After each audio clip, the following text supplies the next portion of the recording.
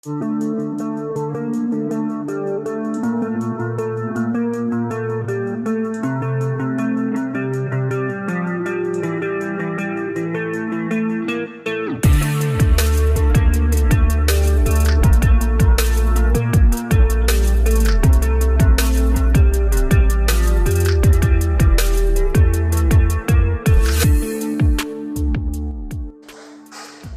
hai, halo, assalamualaikum warahmatullahi wabarakatuh. Apa kabar teman-teman? Semoga selalu dalam kondisi sehat walafiat tanpa kurang suatu apa. Ya, di masa pandemi COVID-19 seperti sekarang ini, sehat adalah nomor satu.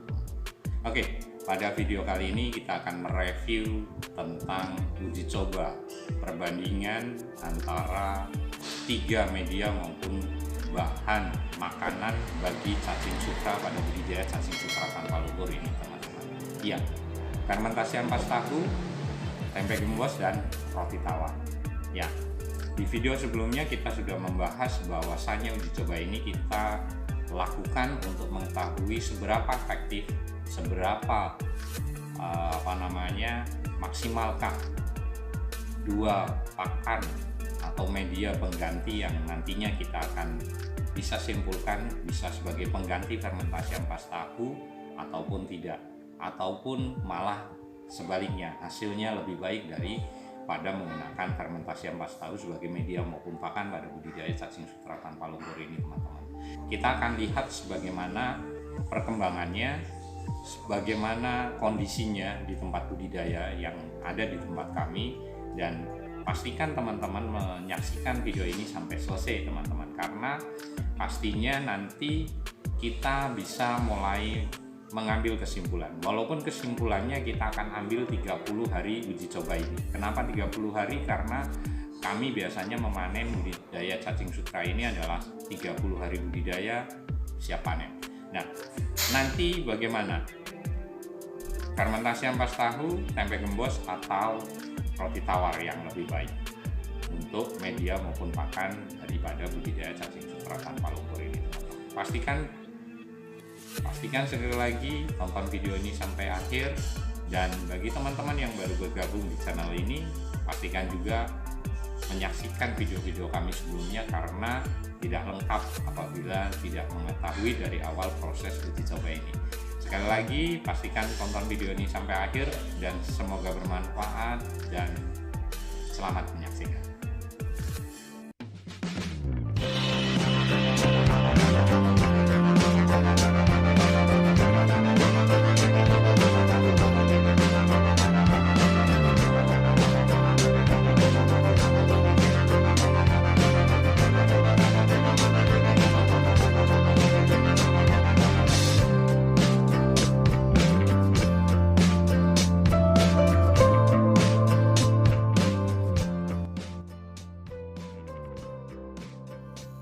Ya, baik teman-teman, kita sudah sampai kembali di rumah cacing budidaya cacing sutra tanpa lumpur, teman-teman. Ya, hari ke-10 uji coba atau uji kelayakan pakan yang kita bagikan untuk mengganti fermentasi ampas tahu. Seperti kita ketahui bahwa fermentasi ampas tahu ini adalah media maupun pakan utama yang digunakan di budidaya cacing sutra tanpa lumpur. Oke, tapi sebelum itu kita cek kondisi dulu rumah cacing budidaya cacing sutra tanpa lumpur di sini sambil menuju tempat atau nampan yang kita uji cobakan. Ya, ini kondisi rumah cacing budidaya tempat kami. Rak bagian atas 2 hari yang lalu baru kami panen, dan ini kami tebar ulang ya 50 ml setiap nampan. Dan ini hari kedua sudah mulai terlihat ada perkembangan, teman-teman. Ya, memang tidak banyak yang kami budidayakan di setiap nampan, tetapi kita bisa panen 1 bulan ke depan dengan persentase perkembangan yang cukup signifikan antara 80-100%. Ya, salah satu kegiatan perawatan di tempat budidaya di sini pastinya adalah seperti yang sudah kita bahas di video khusus tentang resirkulasi. Setiap hari memang di 1 jam kegiatan di rumah cacing, salah satunya adalah memeriksa kondisi lubang resirkulasi air, teman-teman. Ya, oke, kita lihat kondisinya di sini. Ya, nampan uji coba yang kita gunakan 10 hari yang lalu, kita tebar 50 ml cacing sutra dengan media dan pakan fermentasi ampas tahu murni tanpa tambahan lain. Ya, mulai terlihat tadi anakan dari cacing sutra yang menempel di dinding sisi samping nampan. Jadi terlihat ya pakannya di hari ke-10 sudah lumayan bersih.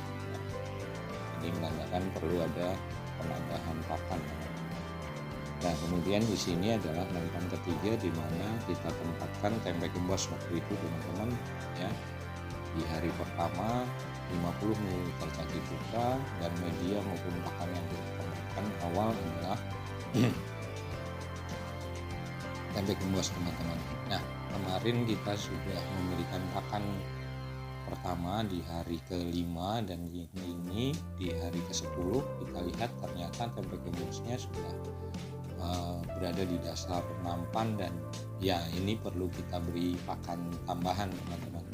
Kita berikan pakan ulang yang kedua, teman-teman.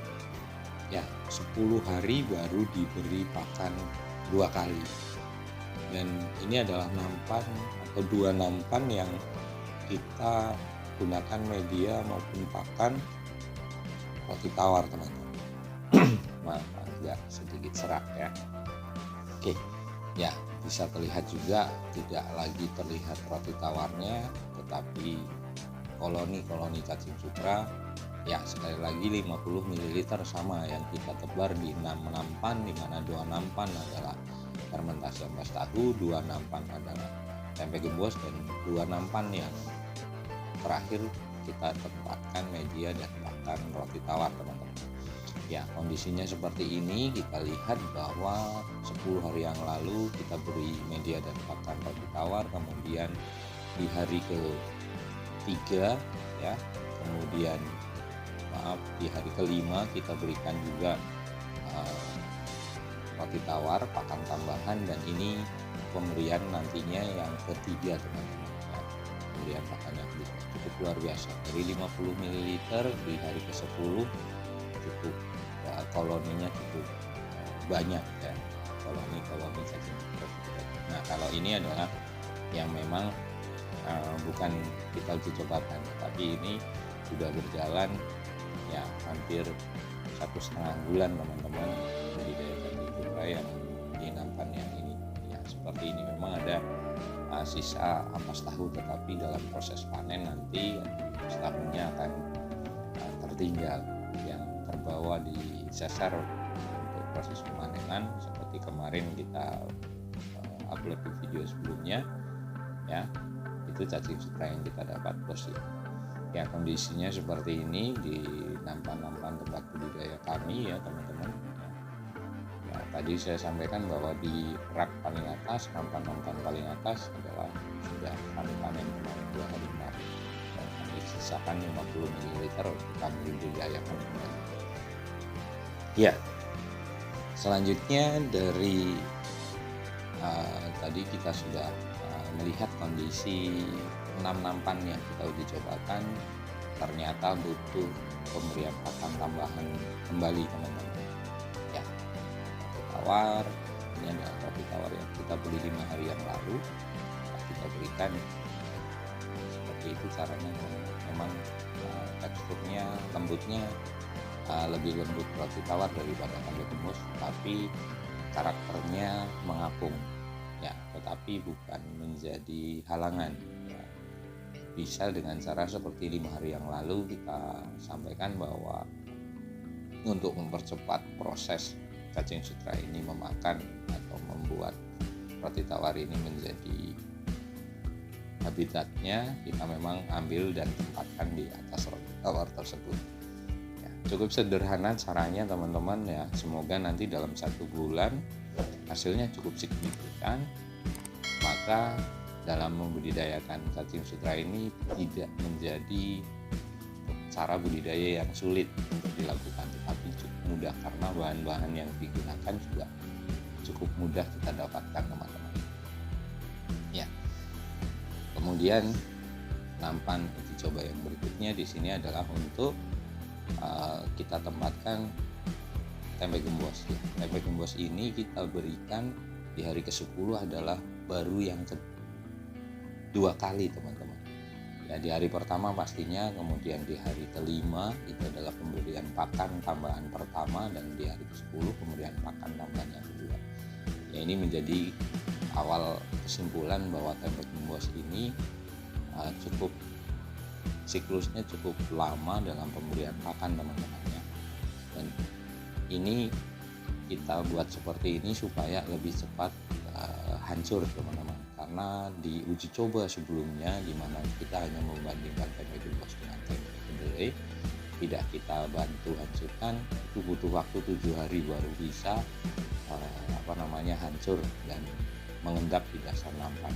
Jadi habitat maupun koloni cacing sutra di tempat budidaya dengan seperti ini akan lebih cepat diproses. Oke. Ya, seperti itu teman-teman. Jadi tempe gembos ini adalah pemberian pakan yang kedua. Ya, memang terlihat dari beberapa komentar yang ada di video sebelumnya bahwa ada yang mempertanyakan dari sisi ekonominya nantinya.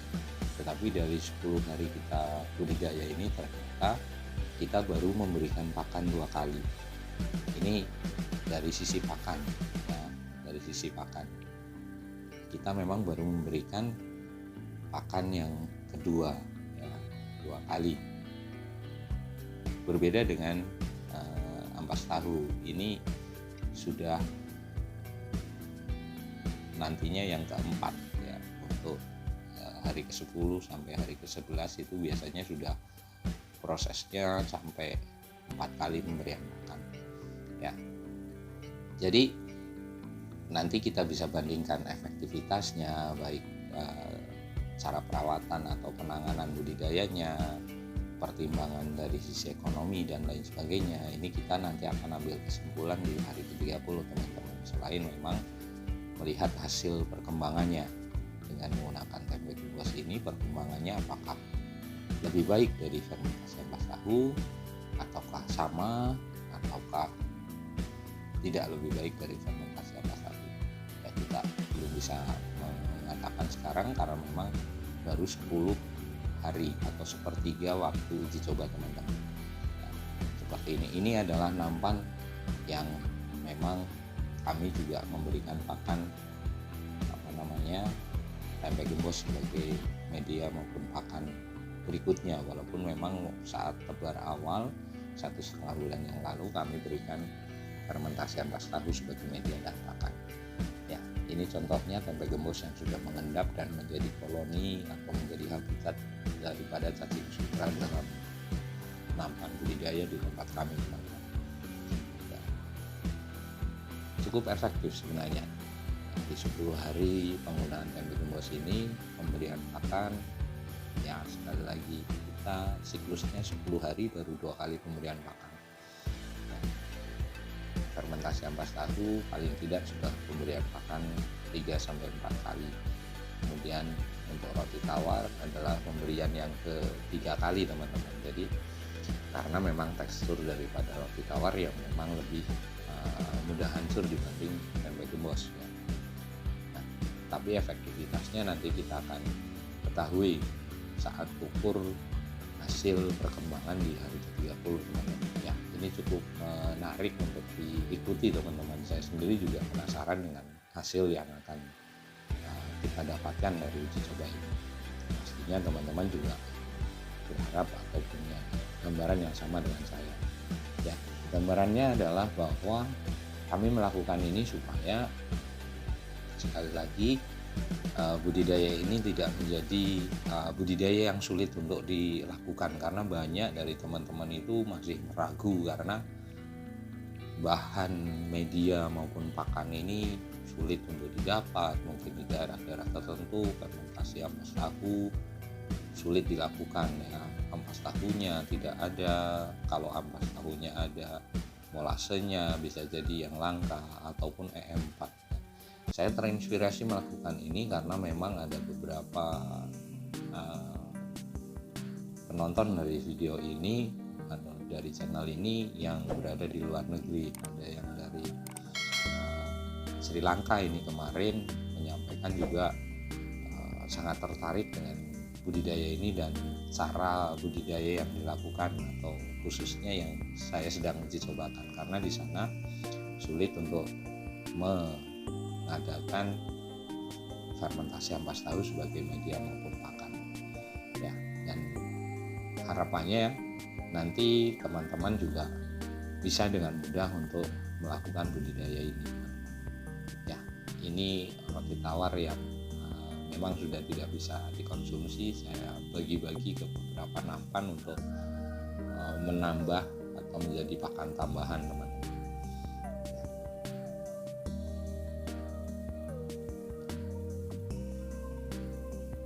Nantinya kalau memang ini berhasil, roti ini bisa merupakan roti yang memang sudah tidak layak konsumsi atau expired atau kedaluarsa. Jadi kondisinya seperti ini ya.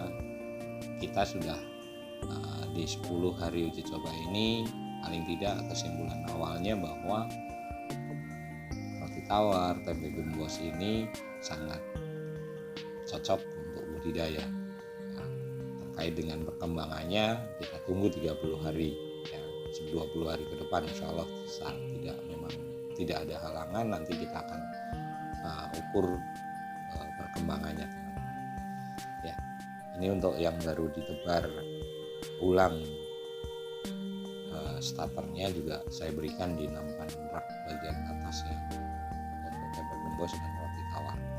Oke teman-teman, terima kasih sudah menyaksikan video ini dan sudah mengikuti proses uji coba ini sampai di hari ke-10.